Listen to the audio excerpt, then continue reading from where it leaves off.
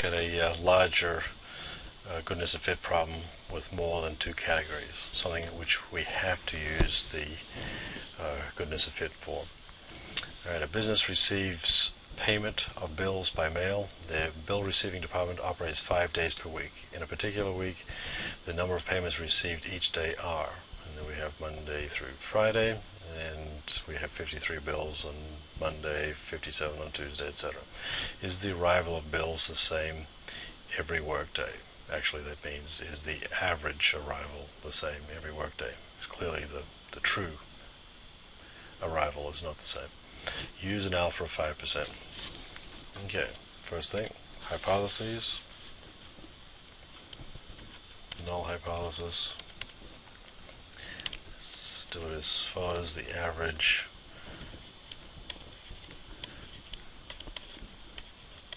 arrival rate is the same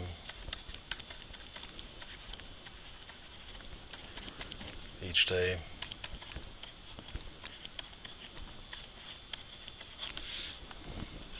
Alright, same meaning equals. Alternatively, the average arrival rate is not the same each day. Alright, next thing to do is to put down the data. So you have our days: Monday, Tuesday, Wednesday, Thursday, and Friday. Those are just categories, category labels.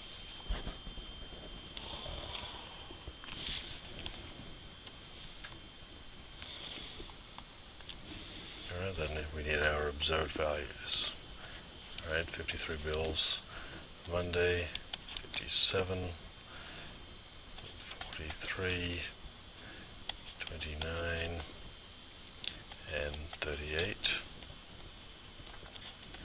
And the probabilities implied by the null. The null says that the average is the same each day. The average arrival rate, being probability or proportion, is the same each day.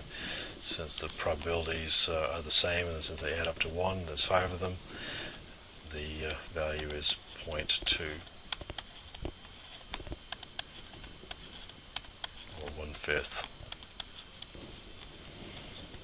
Alright, next we need the expected values, which are n times p. Alright, you add your observed values to get n, and the addition of the observed is 220. Alright, so 220 times 0.2 is 44. And that's the same for each of them. Only in this case though, and that'll add up to 220. So now we have two columns. The question is, instead of asking or trying to do the problem, is the column of observed equal to the column of probabilities, where there are different scales here. We have a want or a need for the probabilities to be in the same scale as the observed. So what we do is we multiply by 220, puts them on the same scale, and now they are comparable. We want to know if the difference between, say, the 53 and the 44, etc., is sampling error, or is it more? The next thing we do is to make sure that the expected values are greater than or equal to 5. This is true in this case. What we need this for is because in general,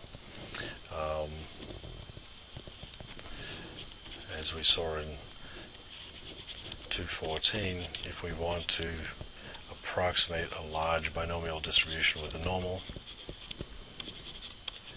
there's certain requirements,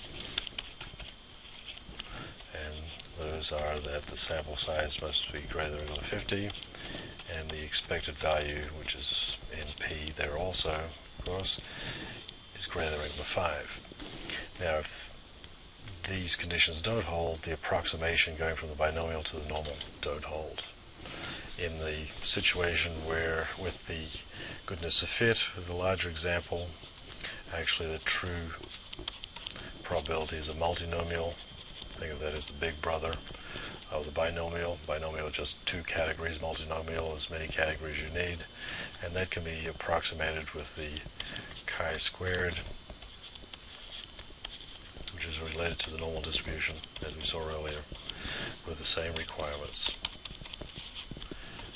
N equal or greater than or equal to 50 actually, at least 50, and the expected value greater than or equal to 5. Again, if these conditions don't hold, then the approximation doesn't work. Alright, so it does hold here, so we go on. The next step, degrees of freedom, number of categories minus 1.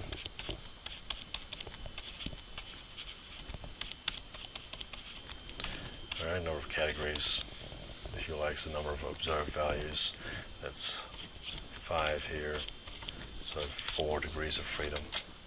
So let's draw our distribution.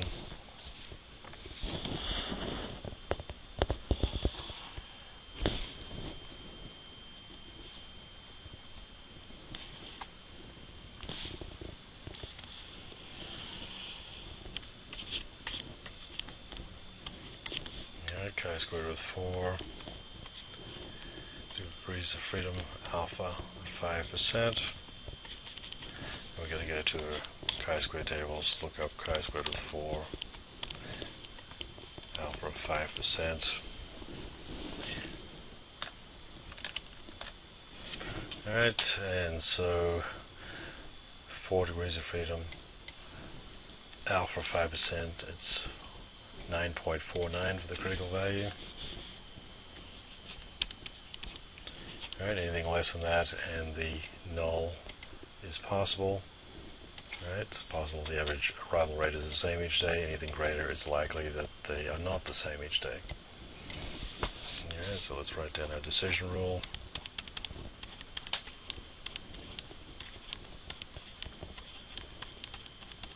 And of course we do it in terms of chi-squared values.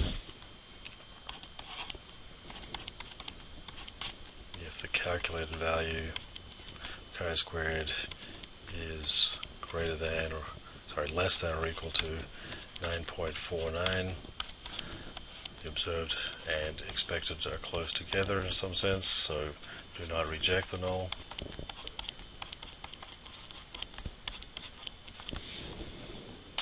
Alright, it's possible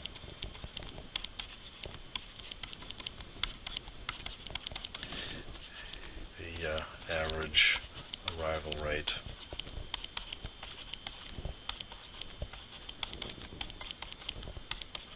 is the same each day, each workday.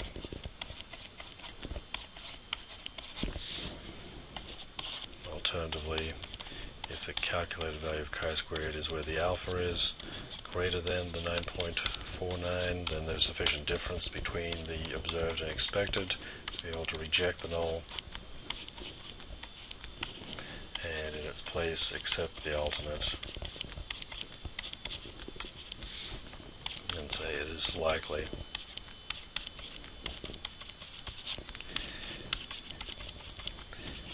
the average arrival rate is not the same.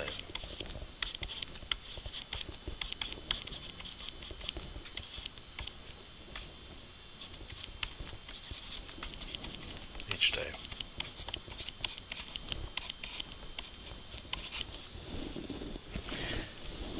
Now we're ready to do our calculations. Let's do them in Excel. So it's observed minus the expected squared divided by the expected.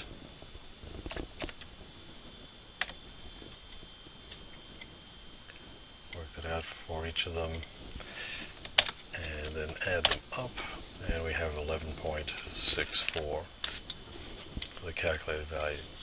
So let's write that out. calculated value of chi-squared is the summation of observed minus expected squared divided by the expected. So for the first row, that's 53 minus 44 squared divided by the expected of 44. Then we go all the way down to the end where we have 38 versus 44. So observed 38 minus 44, square that, divide by 44, and the result we got in Excel was 11.64.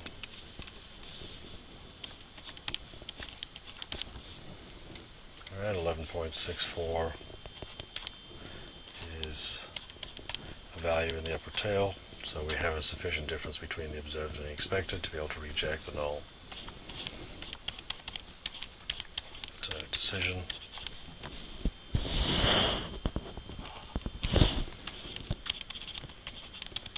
Since the calculated value of chi-squared is equal to 11.64, which is greater than the 9.49, alright, it looks like the difference between the observed and expected is more than sampling error, so we'll reject the null and accept the alternate. And again, it is likely the average arrival rate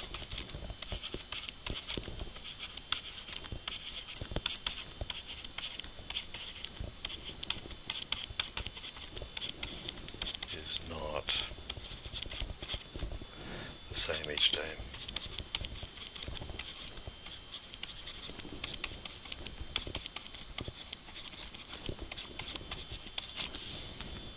Okay, that's the end of that problem.